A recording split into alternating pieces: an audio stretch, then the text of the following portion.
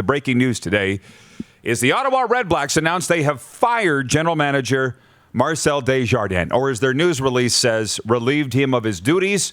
Desjardins, the first and only GM in REDBLACKS history, was the architect behind 3 Grey Cup appearances, including a championship victory in 2016, the first for the REDBLACKS since the club entered the league in the 2014 season. Assistant General Manager Jeremy Snyder will take over on an interim basis for the rest of the year. So I know I'm jumping right into the pool, but why not?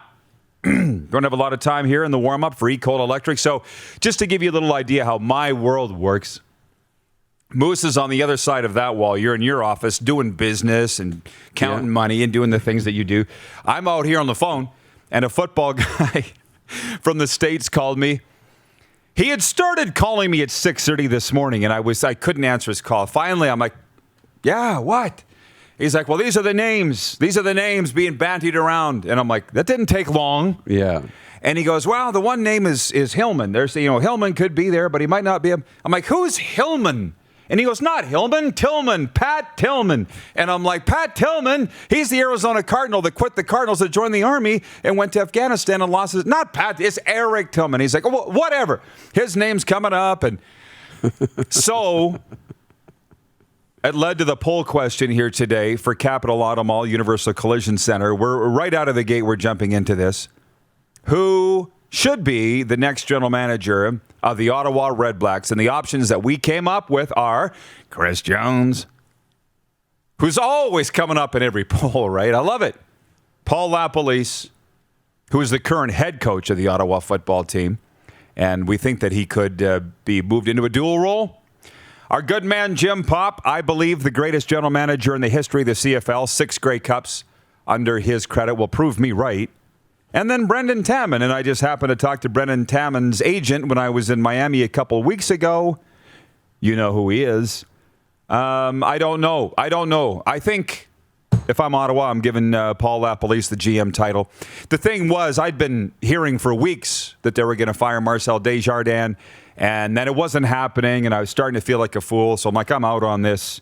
And some insiders had told me that I was barking up the wrong tree. And I'm like, they're the worst team in the league by a mile. Come on. And now they're 2-9. They got killed on Saturday. What was it? 32-3.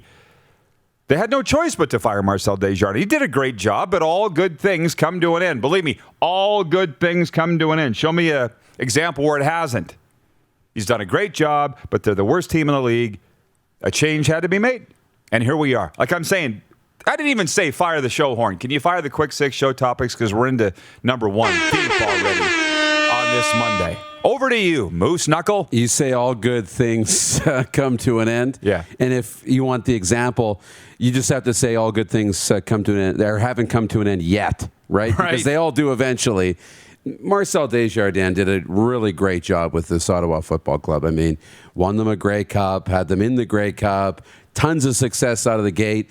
But then, just before the pandemic, in that season before the offseason, he went all in on this strategy to not pay and to, spend the money a certain way, and it didn't work out.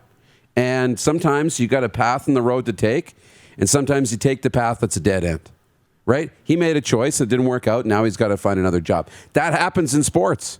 You draft the wrong guy, right? You draft Ryan Leaf instead of Peyton Manning. There's all kinds of situations. So, you know what? He's going to find another job. He's going to have success somewhere else. But now it's who's going to come in and clean up the pieces. And, you have to have a vision. You have to be able to relate to the leaders of this organization, but also with the head coach. It makes sense, Paul LaPolice, to take on a dual role if he wants to and if he has that skill set in recruiting and signing players and managing salary caps and all that kind of stuff. But, yeah, we got 4 good names on the board, I think. And there's others. I mentioned Ed Hervey, other general managers who have been around. I don't know who wants it. We'll see. Word travels fast. Apparently, all the muckety-mucks, all the suits from OSEG, the Ottawa Sports and Entertainment Group, they were sitting in an office at TD Place Stadium when Marcel showed up for work this morning. You haven't had one of those, have you? I have. I have. When you come to the outside door and it's like, the key's not working. Did it touch my phone and deactivate the key? The key fob? It's not working. It's not letting me in. The key card. That's a tough day. Apparently that's what happened with Marcel Desjardins today. And I will say, I like him a lot. I've been to several league meetings with him. We always had visits. He was always very, I thought, upfront and forthright. And while he's done a tremendous job in Ottawa, he had to go. Jeff Kabilis is watching in Winnipeg. He says, I didn't see that firing coming. They're 2-9. They're 2-9. What did you see coming? And somebody wrote in here and said, is Paul LaPolice head coaching material, their head coach? Sometimes dig a little deeper. And I understand where you're coming from because I used to be like that. Like, for instance, my good friend Lorne Mulliken, when he was the head coach of the Chicago Blackhawks, they weren't very good when Lorne was there. And he'd been an assistant in Pittsburgh and San Jose. But in Chicago, he didn't do very well. Must be not a good coach. History will show you the Blackhawks were terrible for the entire 90s and into the early part of the 2000s. They didn't have any good players. I was looking at it like you're looking at it. Paul LaPolice has been the head coach of terrible teams. It's not on him. And this falls, I'm sorry, on Marcel Desjardins. I think he's made some questionable moves on a variety of fronts. I think allowing Trevor Harris to walk was a bad decision. History may show that it was the right decision. Who knows? He didn't light the world on fire, I guess, in Edmonton. He had some top players retire here during COVID and going into the season. Brad Sinopoli comes to mind, the star center, Alex Mateus, a former number 1 overall pick. But every team had surprise retirements. Ask the Rough Riders and Brennan Labatt. So yet that was an even play. COVID was an even playing field for everybody. And Ottawa was 3-15 before COVID, the last year that they played. So no, anybody that's surprised by this move this morning just hasn't really been paying attention to what's going on.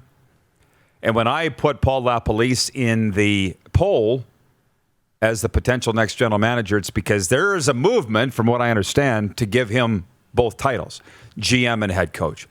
But you see what I'm saying, that great players make great coaches, crappy players make crappy coaches.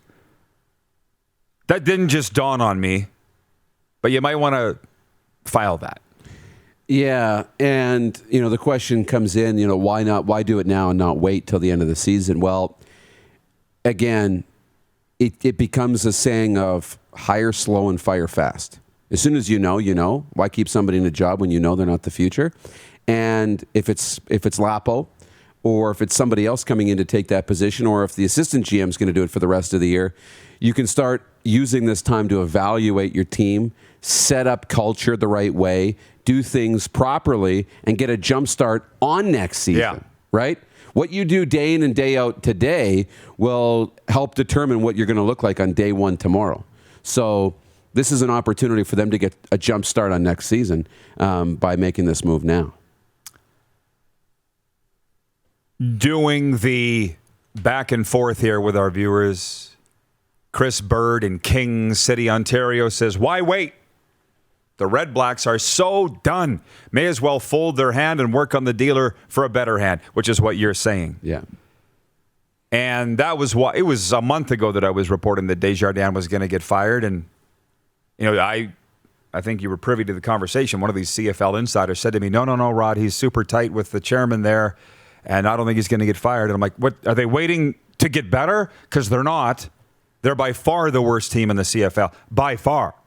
Hey, everybody. Thanks for watching the RP Show on YouTube. And don't forget, we're live daily on YouTube from noon to 2 Eastern. If you like what you see, hit subscribe. And if you like the program, check around for other segments of the Rod Pedersen Show here on YouTube.